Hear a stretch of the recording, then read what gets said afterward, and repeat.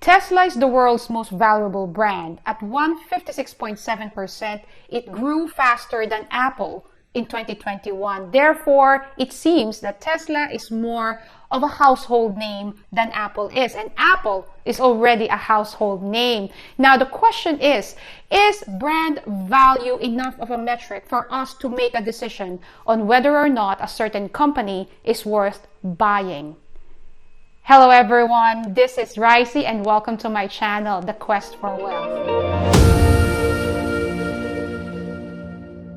Our analysis of Tesla will essentially evolve into three parts. The first part is we will identify the industry of electric vehicle and how is this industry evolving and if there is a promise or if there is a promising future for the EV industry. The second part is we have to understand and evaluate, of course, the financial health of Tesla.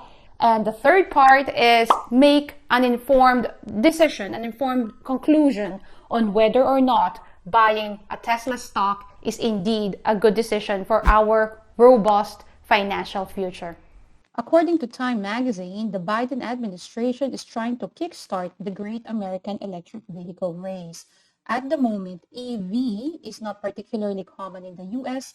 It's only about 2% of the vehicles sold in the US. But in the rest of the world, such as Norway, the government has built a massive infrastructure on charging and subsidizes free parking for EV and various certain taxes and road tolls. The same way in China, the government subsidizes and had invested charging infrastructure that have led to a robust. The Biden administration, much talked about 2.65 trillion infrastructure plan, allocates 174 billion for developing America's EV industry. In the automotive market as a whole, here, according to reports on a global scale, only one in every 250 cars sold on the road is electric. So the future is not here yet because only one of every 250 cars is sold is electric. So that's absolutely less. And here, in 2020, 231,000 all-electric vehicles were sold in 2020, and it was a drop of 3.2% from 2018. But if we consider the electric vehicle alone, Tesla owns almost 79% of the electric car market in the US, and 79% is having a monopoly already. And here in Tesla's grip on the electric vehicle back in January 19, it moved from 29% to 11% in March and April 2021. So this therefore means that Tesla is depleting its market share mainly because of its competition, NIO, and another one from China, which is XPeng. Even Ford and GMC are becoming more aggressive in their electric vehicle production as well. Tesla is the fastest growing brand worldwide. Again, when you consider the automotive market as a whole, Tesla is only less than 2%. But if we focus on the electric vehicle alone, then Tesla has got monopoly in the industry. The current market capitalization of Tesla sits at around $574 billion, and it is down from last January's $837 billion. And this is one thing that I would like to put into your attention. The volatility trading of Tesla is quite high. Tesla has got a total of 8 factories, and 5 of them are gigafactories. 1 is in Germany, 1 is in China, and the rest are in the US. We are now here at the income statement of Tesla, and on their revenue year on year from 2012 until 2020, we will find here that their revenue has been improving from millions to billions and another billion in 2014 until right now it has already reached an amount of 31 billion in the year ended 2020. If you will look at the net income of the company, the net income of the company is not actually growing. From 2012, it has been on negative, and even worse here in 2013, 2014, it has been on absolute negative year on year, and it was only by the end of 2020 that it recorded a positive net income. This is mainly with the reason that the expenses of the company has been growing as well. If we look here, the operating expenses of Tesla is growing faster than it grows its revenue. And as a result, and with the other expenses, the net income is actually negative. This is a very risky situation here. Now, the earnings per share of the company has been on multiple years on negative situation and negative territories. From 2012, it's negative 74, and 2017, it actually moved to even further down, indebted into negative 2.37, and it's only in the year ended 2020 that it recorded a positive earnings per share.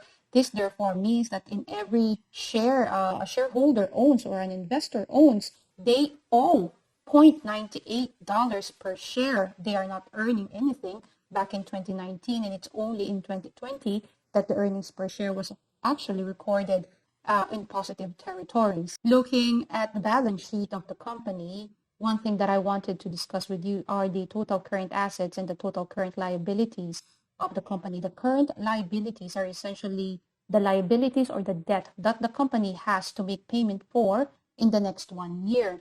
And here in the balance sheet of the company, we will see that there had been multiple years wherein the liabilities or the debt of the company are higher than its total assets. For example, in 2015, the total assets or current assets sits at around 2.7 and the liability sits at around 2.8. In 2017, it is the same case. The current assets were at 6.7 and the total liabilities were at 7.6. And the same with 2018. 2019 is the same, and it is only in 2020 that the positive ratio is recorded wherein the total current assets of the company sits at 26.7 and the total liability sits at 14. Essentially, what we wanted to see here really is at least 1-to-1 at the very least, meaning that the company has got $1 worth of assets compared to $1 worth of liabilities. Therefore, the companies have enough assets to pay for its liability, or at least the current liability. To further discuss the company's growth of total assets back in 2011 until 2020, you will see in this graph that the company has been growing its assets, which is a good thing. Now, let us have a look at the total liabilities of the company. We will see here from 2011 until 2020, the total liabilities is growing faster than the total assets of the company, and this is absolutely questionable situation here. Now, the total current assets and total current liabilities is only one part of the story. We also have, or most importantly, we have to identify the total assets and the total liabilities of the company, and this is even more important. In this case, in 2012 until 2020, the company has recorded simultaneously that it has higher assets, total assets, than liabilities around here. But the bottom line is that what we want to see is the growth of the shareholder equity, because we want to see the total assets to grow, but we do not want the total liabilities to grow faster or at the same pace as the total assets.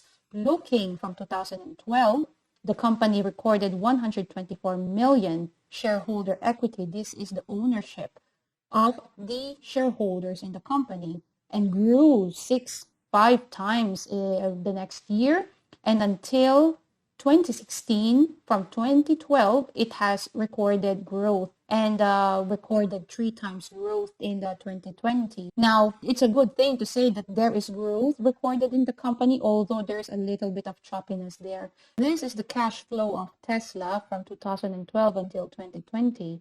Looking at the first part, which is the net income or loss of the company, from 2012 until 2019, the company actually did not have any net income. It actually lost money multiple years, and in the last 7 years, it has just been bleeding money, and in only 2020 that it actually recorded a positive net income there. The cash flow from operating activities here has been the same. It's been recorded on multiple years on negative territory. What we wanted to see is that the cash flow from operating activities to be higher than the net income. Well, at least it's less negative than the net income what we see here on various occasions. In 2012, it's negative 396, and in operating cash flow, it's negative 253. So I guess in that sense, it is higher than the net income. But nevertheless, this company, I tell you guys, is just bleeding money. It doesn't earn anything on its cash flow until 2017, and it's only in 2018 that a 2 billion mark was actually recorded on the operating cash flow, wherein the net income is still minus negative territory. Now, the investing activities, this can either be positive or negative because the investing activities, these are the cash flow, the money coming in and out, wherein the company could employ its money to invest on various activities. So this is not necessarily bad, the negative one. The important part is the net cash flow. We want to see a positive one here, and on various occasions, again, the net cash flow of the company has been negative. What's really fun here is that in 2012, it is negative. It's minus 53 billion, and it moved in 2013 at 643, and then in 2014 again it's 150% increase, and then it just depleted to almost half in 2015, and then just moved in and out. It's absolutely choppy. From 2.5 in 2016, it depleted its value, or the net cash flow, by more than 10 times to 198 million. This company, it's very choppy when it comes to net income, cash flow on operating activities, and definitely on the net cash flow. So the net cash flow are the cash that are coming in and out of the company. So the good thing is, at least in the last 4 or 5 years, the company recorded positive net cash flow. Here is the last 11-year growth of Tesla, and in this slide here, we will see the book value per share of the company, the earnings per share, the important return on equity or return on asset, and the return on invested capital. Here, the book value per share, what we want to see here is that potentially we want it to be higher, or at least at the same price as the market or the stock price of the company. Currently, the stock price of Tesla sits at $716 per share, and with their recorded history of book value per share, it started in 2010 at 0.21 cents. It's not even a dollar. And right now, it sits at 22.45. The trailing 12 months is the highest, of course, as always. It's at 25.05, at more than $700 per share, and trailing 12 months book value per share at $25 a share. This is an over the moon valued kind of product or kind of a company. Now, the earnings per share, if we look here, the earnings per share had been terrible as well. It has been on negative territory. It has only been back in 2020 that it recorded a positive growth here. Even it's not even at $1 really. The return on equity somehow here, they have also managed to have it in negative territories. This is really, mamma mia, this company is just burning and burning and burning cash, burning assets, and not turning in profits. Really, from December 2010, it has been negative on its equity. On return on equity, what we wanted to see is at least, at the very least, plus 20%, at least on positive territory. But the company has managed to really start from 74 negative, and in 2011, even further down, almost double. Way worse in 2012, but it has managed to get out somehow, and never really recorded any positive ROEs until December 2020 at 3.1%. Now, the return on invested capital, this is really bad. This is truly bad at minus 55%. There is no earnings, really. It's only in 2020 that the company recorded any positive growth there. And another thing that you have to be aware of is that Tesla's debt is equivalent to more than 10 years of its earnings. Tesla sits at $709.77 per share, and its beta is sitting at 1.98. 1.98 essentially is a very volatile stock. The price to book ratio of the company is 28.33. It's absolutely expensive. The current PE ratio of Tesla sits at 374.31, meaning the stock price of the company is 374.31 times more expensive than its earnings. So, I mean, given all of these facts here, these are all the facts. And with regards to its current pricing in the stock market, it sits at 716 as I record this video, $0.56 on the 5th of August. And it is almost at its highest valuation. It's the highest one was at 793, and it's sitting at 716. Only back in 1 year ago, it was only at $85. You can only imagine, geez, how the company didn't grow. Well, the company recorded positive figures somehow in 2020, but the growth of the company is definitely not comparable to the growth of its stock market valuation. It's absolutely overvalued. Now, the next question is the stock price of Tesla parallel to its intrinsic value? And the answer is no. Outright, I can absolutely say that the answer is no. So there are people who buy the stock of Tesla, and this is more of speculation. Really, though, these people who buy the Tesla stock is primarily riding on the stock market performance of Tesla rather than the financial health and operations of the company itself. With liabilities worth more than 10 years of the company's earnings, the earnings per share of the company were all on negative territory since the day it went public. Until 2018, it was only in 2019 that the company recorded positive earnings per share. Return on equity were all on negative territory. Return on invested capitals were even worse, way deeper than the ROE. The free cash flow per share were all on negative territory. All of this are all on negative territory, but there is one thing that is on positive territory: the PE ratio and the PB ratio. The PE ratio is over 300. I'm not your financial advisor. Your decisions on investments are for you to make, and I certainly hope that you make proper research before making investments. Thank you very much indeed for watching this video. I hope that you gained value in this video and in my channel as a whole. And if you did gain value in this video, please like, share, and subscribe. I'll certainly see you, hopefully, in my next video. Thank you very much.